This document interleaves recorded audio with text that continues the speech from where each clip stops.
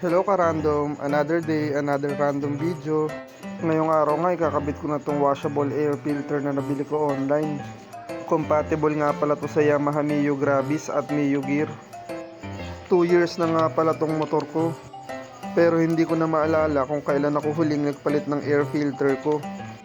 Pero sa pagkakatanda ko sa 2 years, ay isang beses pa lang ako nakakapagpalit ng air filter. Hindi ko rin kasi alam kung kailan ba talagang pinaka-recommended kung kailan magpapalit ng air filter. Hanggang sa nakapanood ako ng video tutorial na meron pala sa user manual natin kung kailan tayo dapat magpapalit ng air filter natin. Kung kaya pa ba ng linis lang o dapat ng palitan talaga. Hindi ko alam na meron pala sa user manual natin, tamad kasi ako magbasa. At nung i-check ko nga sa user manual, na every 6 at 12,000 kilometers pala dapat binivisual check natin siya. Kung kailangan na bang linisan o kailangan na talagang palitan. Dito nga sa part nito natanggal ko na yung air filter. Tapos syempre after kong matanggal yung lumang air filter, pinunasan at nilinisan ko lang to. Hindi ko na nga rin pala yan ginamitan ng tubig at sabon. Sa iba kasing mga napapanood ko nililinisan pa nila ng may tubig at sabon. Pero sa case ko, since na hindi naman ganun kalala yung dumi, pinunas-punasan ko na lang yan ng ganyan. Pero take note lang ka-random yung mismong bahay lang po yung binabasa nila at hindi yung mismong filter. Yung original na air filter po kasi natin, hindi po yan pwedeng mabasa. Parang pinagpatong-patong lang po kasi na papel yung nasa original air filter natin, kaya hindi po siya pwedeng mabasa. Hindi po siya kagaya nitong washable air filter na silicone yung pinaka-base niya, kaya pwede po siyang mabasa.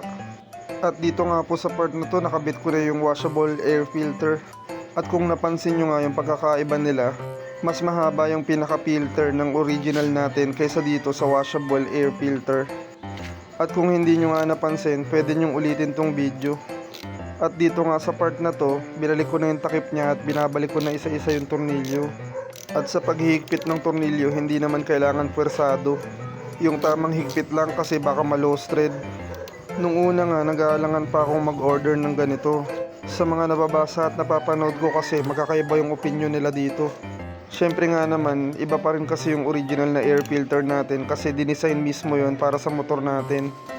At isa pa, nag-aalangan ako kasi baka hindi siya lumapat sa pinakabahay ng air filter. Pero so far naman, nakita nga natin na saktong-sakto yung sukat niya at lapat na lapat siya sa pinakabahay ng air filter natin. At isa pa, hindi naman hamak na mas makakatipid talaga ako dito kung effective nga to. Kasi syempre hindi mo na kailangan bumili ng air filter tuwing magpapalit ka. Kaya wala naman sigurong masama kung susubukan ko rin to. Magbibigay na lang din siguro ako ng update dito sa washable air filter na to after 2,000 kilometers kung papasok ba yung dumi niya sa loob. At para naman sa mga naghahanap din ng gantong washable air filter ay iiwan ko na lang din dyan yung link. Hanggang dito na lang ka-random, mag-iingat po tayong lahat at maraming salamat po.